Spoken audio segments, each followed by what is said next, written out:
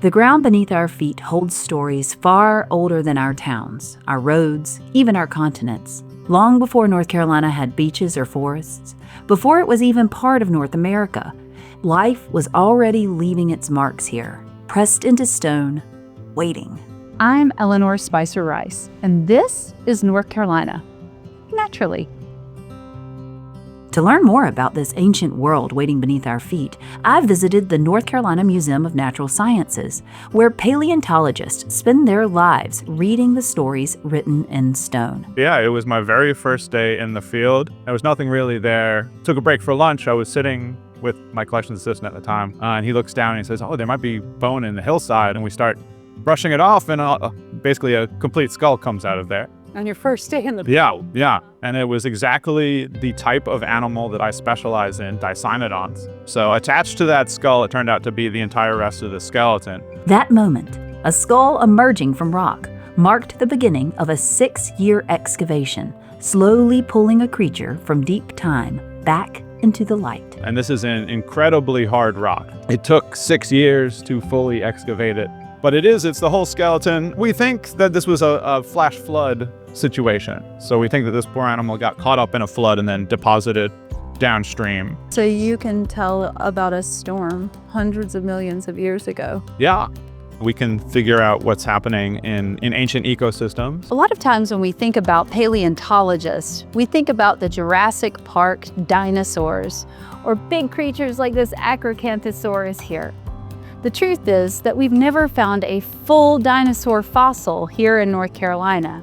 What we have found, however, are animals that are stranger than our imaginations will allow us to conceive. So these are some of the Triassic animals that we have. So this is the skull of that crocodile-like creature, the phytosaur. It's not related to crocodiles. It looks just like a crocodile. Semi-aquatic, long snout, lots of needle-like teeth for catching fish. These are some of the most abundant Triassic fossils that we have in the state. Alongside them lived early relatives of mammals, already showing hints of what was to come. These are little guys. So there's an animal called Boreagomphidon, which was a little plant-eating, kind of burrowing proto-mammal. So you can see it already has a lot of mammal-like features.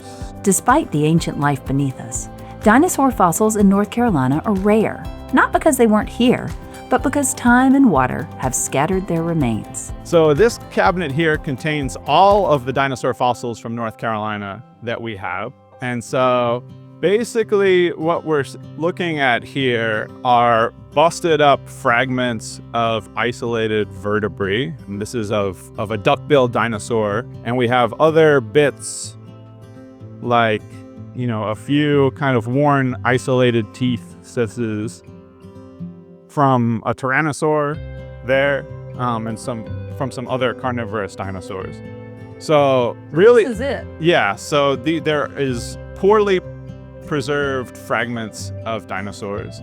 So the reason that is because these fossils are being found along riverbanks and creek beds. They've been washed out from rocks that are deeper down and all jumbled up and, kind of tumbled in the river. Yeah, a lot of times maybe there was more of the skeleton there, but, we don't, it's like 40 feet down in rock underneath a river. How are we ever going to find that? Yeah. So we're reliant on kind of these natural processes to take them out. Yeah, we find fossilized seashells, both clamshells, snail shells, and the like, on beaches, in creeks and rivers, in quarries and mines. They're pretty common in the eastern part of the state, in the coastal plain. And it's so cool because these are all places that we know. I mean, we've got Beaufort County here. We've got Tar River and Rocky Mount. Yeah, Rocky Mount. Yep. So just mixed in as we're walking around on our beaches or in our rivers, just mixed in with our living things of today are these things that are ancient. Correct. Yeah.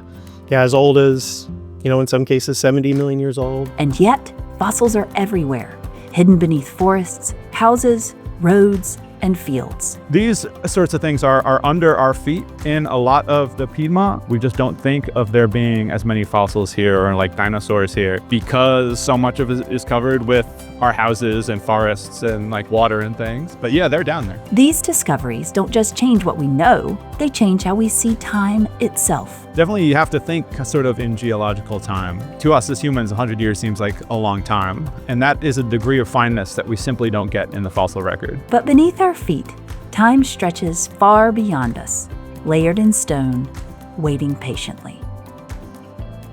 To learn more about this ancient life hidden beneath our feet, read my story in the February 2026 issue of Our State magazine, or online at ourstate.com. And to see more videos like this, subscribe to the Our State YouTube channel.